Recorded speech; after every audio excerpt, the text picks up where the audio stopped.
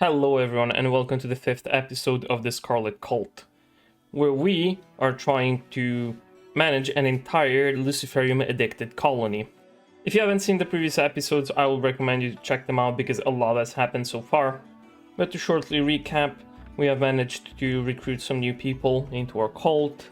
Our Luciferian reserves are starting to slowly go down, so we are going to need to scavenge for more. We are beginning a short Luciferian production as well, and we've managed to expand our base quite a bit since last time. Also, our Morrison here might or might not be a clone, and the real one might or might not be completely dead. I also think it's time for us to finally get rid of this corrupted obelisk. So what I'm gonna do is I'm just gonna assemble everyone and prepare them for a fight. I'm not going to fight the corrupted obelisk, but rather I'm gonna let the obelisk take the fight at me. I'm simply gonna let it reach a maximum amount of activity and then simply prepare for what is going to come. Thanks to high mood, Sass is experiencing inspiration. Next time she performs a surgery, her chance of success will be doubled. Alright, that is actually perfect because Tony does require a surgery pretty much now. She is missing her right leg, so what we are going to do is that we are going to install a prosthetic leg for her. Also, we have only 6 days left in order to make this trade with a nearby faction. They have requested a lot of psychic leaves, specifically 730, which we have. In exchange, they're going to give us a silent neuroformer, which I think we are going to give to Sass because she has the psychically sensitive trait. Alright, hopefully the operation goes well. If it does, Tony's gonna find herself a new leg. And it worked. Let's go. Tony has a new prosthetic leg. That's perfect. I mean, it's not the best. It's not Bionic or Architect, but it's better than just a stump.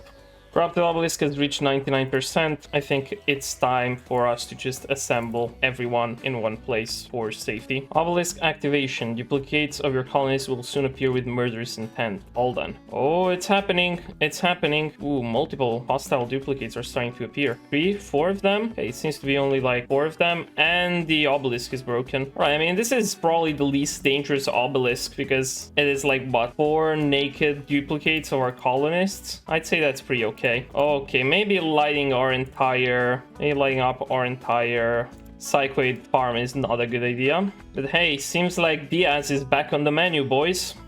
Okay, I have to take a note of this because this is the second time that's happening. Do not use the flamethrower near the psychoid plantation.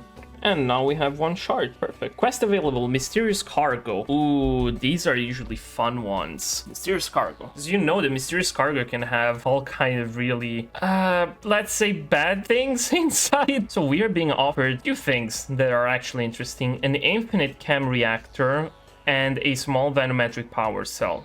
I will say that power is not much of an issue because we have 1, 2 geothermal generators and we can definitely get a 3rd here, a 4th and a 5th. It's probably a 6th around here somewhere that we can get. So I will say that the vanometric power cell is not that important. Although an infinite chem reactor to just have a constant steady supply of chem fuel, which we are using pretty much all the time with our car, might be interesting. So I'm gonna accept this. I'm actually going to accept this. All right, we have received and it's the golden cube. Uh-oh. Okay. Yeah, this is gonna be interesting. Well, the golden cube is probably one of the least dangerous anomalies in the game, as long as you know how to handle it. It's also gonna give us free mood on some of our colonists, the ones addicted to it, and it's going to allow us to get plenty of research done in anomalous tech. I'd say that for the infinite chem reactor is definitely worth it. And there we have it, infinite chem fuel. Oh, not necessarily infinite, just 75 free chem fuel every 10 days. Which isn't a lot, but for a power supply of 300, I'd say it's definitely worth it. You guys know me, passive income is the best kind of income. Alright, it is time for us to deliver all of these psychoid leaves for our quest. And while we do that, we might as well go scavenge for some Luciferium as well, because currently we have only 12 Luciferium left. Because of lack of the taming maintenance, Cougar 1 has returned to the wild. Well, we really don't have anyone that was good enough on animal handling. It's been nice while it lasted. This cougar was in our colony for a while, but yeah, didn't really provide any real benefit. Just been approached by a war merchant. Let's see if they have any interesting things for sale. Alright, it's time to turn in all of our psychoid leaves to these guys. Alright, we have arrived in a new map. Time to check for ancient dangers as usual. There is one right here. Diaz has just begun her new cube obsession. And she's now making a stone sculpture for the cube. All in all, it looks pretty decent, I guess. It's made out of stone. This artwork displays a terrifying cube. At the face centers a Geological leader bows to the cube. Okay, I really hope we can manage to get rid of the cube in time, because I would like to remain a Luciferium devoted cult, not a cube devoted cult. Also, this pawn landed outside of our base in a drop pod, so we're just gonna nurse her back to health and send her home. I wanna really keep her. The stats are not that good, as you can see. And she's leaving. Go with the wind. Alright, let's check the ancient danger. Oh, it's just insectoids, not even mega spiders. These guys are easy to deal with. I think the traps will take care of them rather easily. One is dead, second one as well, and third one is done for. Alright, time to check our spoils of war. Let's open this crate up. Imitation pulsar. Not really what we needed. While our main base is being raided by a bunch of Neanderthals. Well, Neanderthals are rather easy to deal with. As long as we keep our distance, they're not going to be able to do much. I'd say that in terms of ranged weapons, we have decent enough stuff. Yep. We managed to deal with them mostly unharmed. Diaz got... she got her left ear cut a bit, but that's fine. Wait. What do you mean cause Mega Scarab / Diaz in the skull? What? This guy was no Mega Scarab. Oh, his name was literally Mega Scarab. Okay, yeah, I can see where the confusion will have come from. Time to check for more ancient dangers. No. Oh, is that one? Is that, yeah. Okay, we have one here, and maybe another one here? No, we don't. We do have some components, though. As always, the old dance. We are gonna unpack our stuff. We're running rather low on food, so this is gonna be the last ancient danger that we're gonna check on this run, and then we're gonna go back home with our spoils, even though we don't have really that much. Alright, let's see, do we have insectoids again, global medicine, and more pulsars. I'm trying to get really bored of all of these pulsars, but again, no Luciferium. Alright, again, at least insectoids are easy to take care of. Once aggro, they just go towards the traps, they go outside. I think mechanoids are usually the most bothersome ones to deal with. Let's open up the hermetic crate. We still have a chance of getting some Luciferium from that one. And we got it! 19 Luciferium. Okay, perfect. Okay, I'm actually satisfied with that. Alright, we also have unlocked Wave Provocation. I suppose the first ritual that we should start researching is gonna have to be draw animals. Cargo pods crashed nearby with a bunch of smoke leaf leaves. Let's go. And we're also getting raided by one guy who just wandered in. Okay, this guy's moving really fast. Is it just me, or he moved kind of fast? What's the deal with him? Oh, it's a genie? That doesn't explain why he was moving so fast, but... yeah, it's gonna massively suck for him. Advanced fabrication is now finished. What's the next thing we should go for is the ground penetrating scanner. Alright, let's load up all of our loot and let's get out of here. Also gonna get back a bunch of wood to the base, because we still need that for floors and boxes and whatnot. Yaz seems to be having quite a lot of fun with the cube, and her obsession just intensified. Oh, well, I mean, as long as it's just one pawn that's obsessed with the cube, that's fine. Problem is when the entire colony becomes obsessed with it. Look, I'm gonna be honest, I think that out of all of the anomalies, the cube is definitely one of the least harmful ones, because in the end of the day, all it does is just make your pawns waste some time doing some sculptures every now and then, and in exchange they receive a pretty decent mood buff. I mean, how much is it even? There we go. It's like 15. That is actually even more than decent. That is a really good mood buff just for free. Well, Sans has become intrigued by a golden cube. That is another pawn is now captivated by it. Oh, our caravan is back with all of this good stuff. Alright, let's give Sass the first level of Psylink. Let's see what she gets. Psylink level gained. Oh, what did she get as Psylink? She got a chunk skip. And not really the best. Alright, so we got a slaver here. Let's check what they have. So we have Blue Snail, Herbalist. Will join as a colonist, but the stats are not really that great. Incapable of violent and intellectual, yeah. The only good thing is the construction. Because as long as medical goes, we already have 2 doctors. And I don't think I'm gonna hook up another pawn on Luciferium solely for construction. Kate, on the other hand, is rather interesting.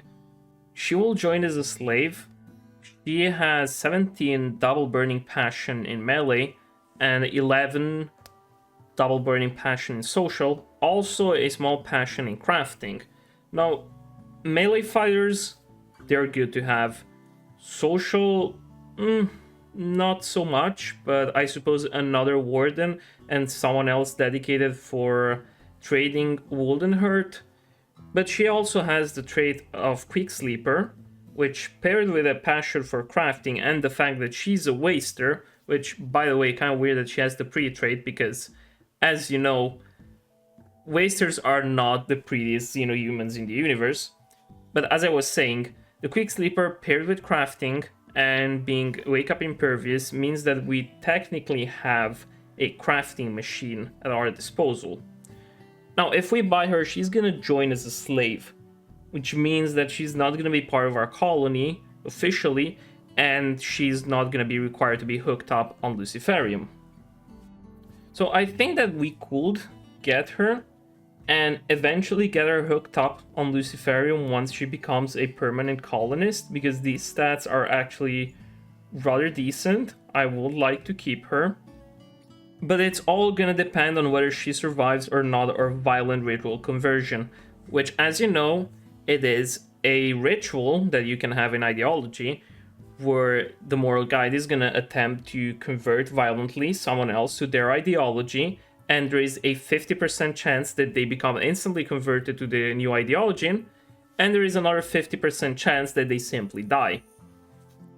So I think we're gonna get her, and then we are going to attempt a violent ritual conversion later on. If she survives, she is part of the colony. If not, well, sucks for her. Yeah, I think as far as this goes, this is all we want to get. Don't really have much to sell either. Well, this is making more and more of these sculptures.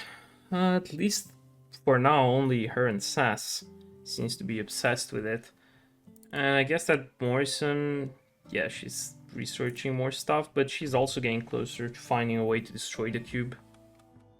So what I'm planning to do is to right now dig out all of this mountain. And here we're going to construct a small both hospital and human enhancement clinic, where we're going to have neural superchargers and biosculpting pods. And down below here, it's going to be where all of the ideology stuff is going to be, the ritual room, the sculptures, yada yada. Around here, then I'm going to make a pretty much small prison. Here I'm going to add more hydroponic basins. And on this way, I might expand a little bit more on the whole Luciferium production unit, because currently we are barely making any progress on that. We have some Scarlet Mechanites, but we still have to produce our first Luciferium. We're a long way to go. Well, it seems like that for once the biggest crisis that we are facing is not a lack of Luciferium, rather a lack of steel and food. So we're gonna have to go out scavenging for, well, steel and food. And, Luciferium if we come by it, as always. Well, we got an exotic good trader. Let's check if they have anything good. They have nothing interesting. And as always, they don't have Luciferium for sale. I'm starting to think, because I've got so many traders, I've visited so many other colonies, I'm starting to think that Luciferium might not even show up in trades. This is starting to get ridiculous. I don't think anyone has ever offered to sell Luciferium to us. Oh, we're getting raided by a bunch of Itaki. Well, there's definitely a lot of them. Hopefully we can take care at least of the melee guys before they get in range. We are definitely outnumbered, but I will say that we are not outperformed. It's not looking good for Sass. She's been caught pretty bad. And they're setting our Psychic farm on fire. And this Psychic farm has seen more fires than literally anything ever. Okay, this guy's managed to follow us into a refrigerator. Okay, they're trying to flee. They're trying to flee. We managed to repel them a bit. Pass has failed catastrophically while operating on Diaz. Install Venom Talon. Oh man. And she lost her right hand. Oh, I thought you were a good doctor. You have like 11 medical. I know it's not the best, but you're trying to install Venom Talon. How did you get to cut her hand off?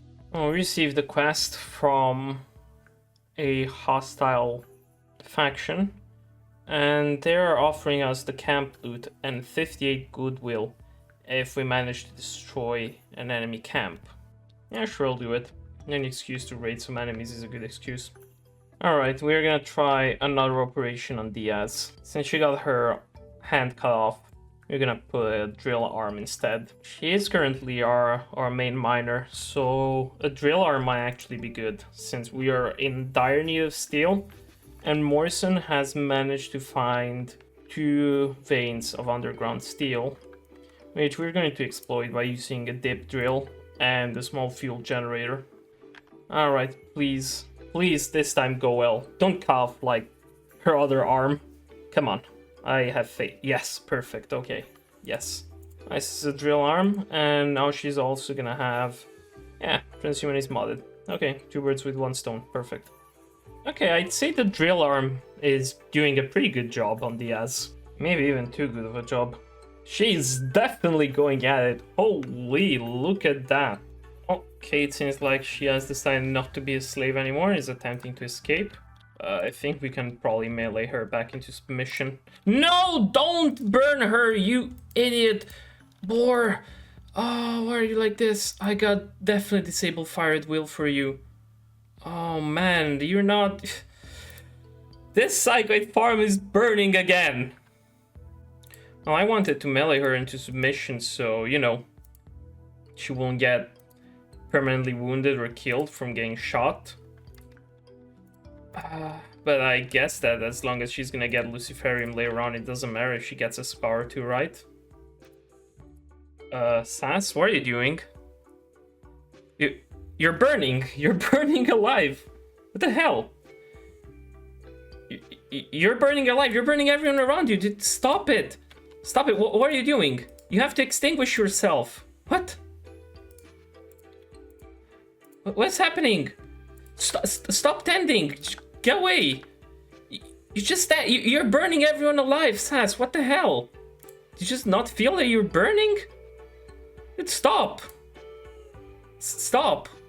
What the hell? Tony had to come in and put you out. Couldn't you put yourself out? What are you, a pyromaniac? No, you're not. What the hell is that? Oh man, if I had to take a shot every time this patch of grass farm has burned during this playthrough, I'd probably be dead already. Alright, I think this is gonna be enough for today's episode. Not much has happened, but we are making some definite progress. The whole place is starting to look much nicer. We made 2 more Scarlet Collectors, so soon we're gonna be able to produce our own Luciferium. The only thing that's stopping us from doing that right now is that we need a pawn that is both high in intellectual and crafting to produce the Luciferium at the drug lab. But right now, none of our pawns have that. The ones that are good in intellectual are barely any good in crafting, and vice versa. So something tells me that we might need to recruit another pawn specifically for this task, or have one of them just improve their crafting or their intellectual in some way. With this being said, I would like to thank as always our members, Juno, Blackrow, Freaky Crafter, Feldy Enjoyer, Exordius Christensen, and Uzaxin for joining and becoming members of the channel, supporting me directly and all of these videos. If you would also like to become a member, you can do so by clicking on the join button below. And now, don't forget to like this video, subscribe to the channel, and leave a comment down below telling me what you think of this episode and what would you like to see in the future going forward. As always, I wish you a good night, and I will see you around. Bye bye.